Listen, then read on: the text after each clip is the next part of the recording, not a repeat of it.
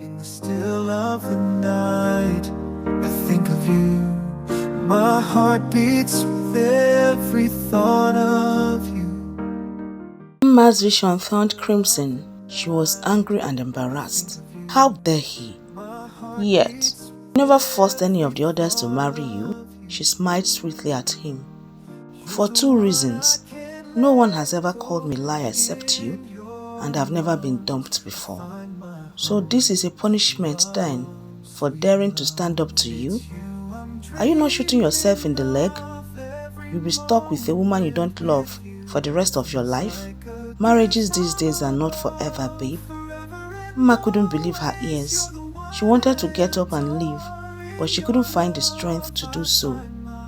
Surely this was not the same man who had loved and cared for her. So first of all, give me the number of those with your house. I don't have it. Phyllis probably does. She was going to show him just how different she was. This marriage would take place over her dead body. I'll call him. You should pay attention to things other than designing. Mama totally kept quiet, thinking of the sweet revenge she would have on him. If I were you, I would have cancelled the show. She nodded, because she didn't trust the words that would come out from her mouth. Okay, I'll make the transfer when I come over this evening. Why this evening? Because this is business, and I'm a businessman, babe, a very good one.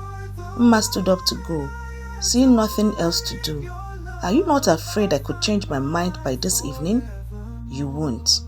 Why are you so sure? Mama watched him get up and walked over to her. Would you rather stay here and have me do nothing but banter with you all day? Or is this your way of asking for this? And he kissed her. She stilled her body from responding, trying to block her mind from remembering what it felt like to be kissed by him.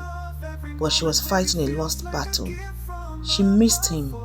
How many nights had she lain awake wishing for this, and playing it over and over in her mind, only to cry out in agony, thinking she would never have this moment again. Uche released her gently and set her a little away from himself. No, you are not going to change your mind. Mama looked down in shame. She cursed her treacherous body. She wasn't supposed to respond to his kiss. She was supposed to show Uche that he had no more power over her body. This doesn't prove anything. It was nothing more than flesh responding to flesh. He smiled as he gestured her towards the door. As much as I would enjoy nothing more than to prove you wrong, I have a busy day. He began walking her to the door.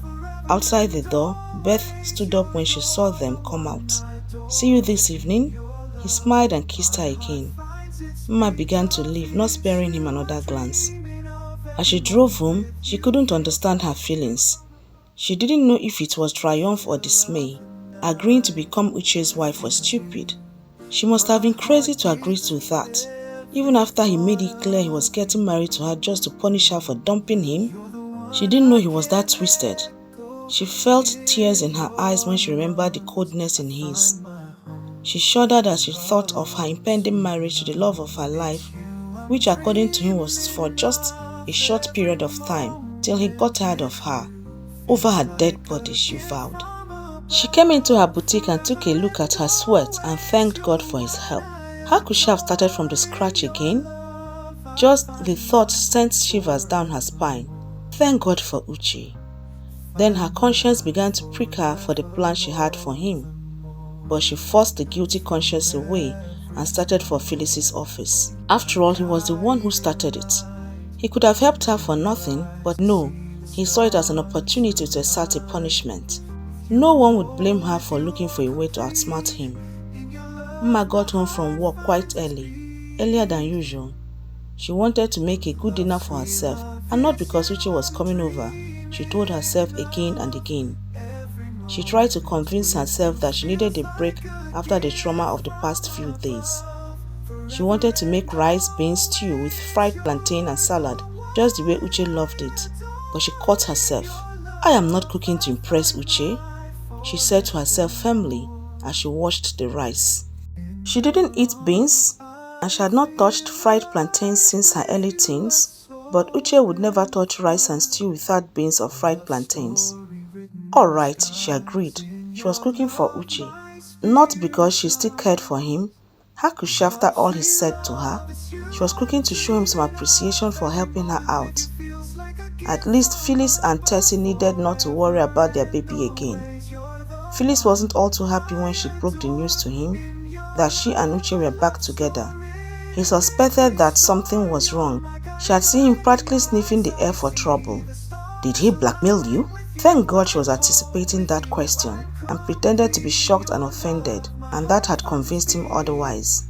Mistakenly, she glanced at her watch. 6:30?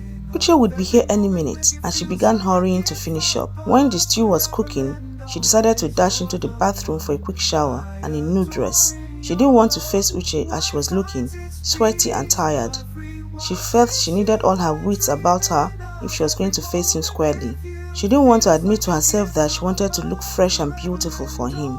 It seemed so long she had taken time to look beautiful, not since they broke up. I am not dressing up for Uche, she snapped at herself. She hurriedly switched off the cooker and began to dish the food. She carried them to the living room where there was a small dining area. When she was done, she glanced at her watch and it was 8:30. He might not come after all, she sighed with disappointment. She looked at the dining table and the dishes she had taken time to prepare, and she felt like crying. All this trouble taken in vain? She wanted to throw the whole dishes away, and she couldn't stop calling herself 1,000 different kinds of fool for wasting time trying to impress a man who couldn't care less about her. Just then the doorbell rang, and her heart skipped a beat. She straightened her dress and ran her fingers through her hair and hurried to open the door. She opened the door only to find Mike smiling at her. Her face fell, and she couldn't stop her disappointment from showing. Wait, I know I'm not the one you're expecting, but you can pretend for 5 seconds and smile at me? How did you find out where I live? Felix would never. May I at least come in? Could he be the hacker who hacked her account? If he was, would he boldly come to her house a day after it? Say yes. It doesn't take anything away from you, and besides, you can always ask me to leave whenever you want to, he said, cutting into her thoughts. Alright, come in, she accepted, moving away to let him in cautiously. Maybe this was a perfect opportunity to confront him. This place smells heavenly. What's cooking? Nothing much, she answered quickly. Too quickly because she didn't want this sharp-witted smooth talker making her invite him to dinner. Suddenly she wanted him to leave. She could imagine what would happen if Uche saw him. She didn't want a repeat of Ken's episode. There is no way I am inviting you to dinner. Fits your facial expression better, he laughed. Actually, I'm expecting someone. I cooked for 2 only. Don't tell me you've taken another man when I put in my application first. I have not taken another man. Uche and I are back together. Uche? Is he not your ex? The mean, rich monster? Emma became offended at the name calling. He is my fiancé and not a monster. Yes, he is a monster, she said to herself. Why was she defending him? I am shattered. Anyway, let's leave Uche out of this. I came to take you dancing at the club. It is very obvious I cannot go. Uche will be here any minute. Yes, I know, but he doesn't own you. You are an independent woman, and as far as I can see, you should make your own choices. This independent woman has made her choice. I choose to entertain the man I love with his favorite meal. Besides, clubbing is not my thing. The doorbell rang as she went to open it. Sorry I'm late, Uche said as soon as she opened the door. No problem, come in. Uche came in and saw Mike relaxing on a cushion. Hi, we meet again, greeted Mike with smiles. Uche ignored him and turned to Emma in anger. What is he doing here? He just came to visit and he turned back to Mike with a glare. Get out. Not until she tells me herself. It's her house after all. Mike, please leave. Emma had not seen Uche this calm before, like a river about to erupt, and she was very afraid for Mike. Think about what I told you. You're an independent woman. Don't let anybody push you around. Her door opened the second time and about 3 men in suits came in. Uche nodded at them and Mike stood up afraid. Emma was too shocked to make a sound. She watched as the men escorted Mike out. I thought you didn't need or move with bodyguards. What do you take me for? I'm a billionaire. You think I didn't know he was already in your house? Emma took a step back, afraid for a moment of his temper. Then somehow her fears turned to anger as the meaning of his words dawned on her. You have people watching me? I have eyes on all my interests. She stared at him dumbfounded. This is the last time you would let him anywhere near you. Do you even know who he is? And you do. How many people around me did you investigate? None but Felix 2 days ago. Why would you have Felix investigated? I wondered how he knew Mike. She glared at him. Mike is the son of a longtime friend. Life is not the stock market where all you lose is money. I don't live on speculations. Are you saying he's the one? His kind have a strong radar for rich women, and they don't randomly run into women like you. What do you mean? I did not come here to discuss Rasta. What's cooking? I'm really hungry. He continued sniffing the air. Uche walked to the dining table and started opening the dishes. Did you cook for me or for him? Emma stood motionless, wondering how they moved from Mike to food. It was no use arguing with him. She would choose a time and broach the topic again. I made dinner. She began to rearrange the dishes nervously. Leave the dishes as they are. You are not nervous, are you? I am not. She sat down and opened one of the dishes, revealing its contents. He whistled at the contents of the dish. Felix told me about your mother. So he did. Now I see what he is worried about. I guess you are still in shock, realizing she is really your mother after years of idolizing her. I am not in shock. It's just that I'm so used to not having a mother that I don't care for one now. It is never too late. I don't really want to have that discussion right now. Phyllis agreed to stand with us on Friday. For what? Then understanding dawned on her. The man was moving too fast for her. You are not paying attention. Which Friday? This coming Friday to be precise. He lightened her, eating cheerfully. He was enjoying her reaction. It was just as he had imagined. You can't be serious. I have my fashion show on Saturday. I am not asking you to stop your show, am I? It is not possible. I don't have the time. You had best make the time. Uche, you can't do this to me. I have things that can't be cancelled. This exhibition means so much to me. Don't you care that it does? A very simple court wedding on Friday, and you have the rest of Saturday for your exhibition. Forget it. I'm not going through with this sham of a wedding. I would rather go to Amber. He smiled. Are you also willing to lose your house? Lose my house? I believe Amber would not hesitate to save it to get in my good books. Do you think Amber would be willing to go up against me? I have your house, not the bank. She stared at him shocked. You wouldn't dare?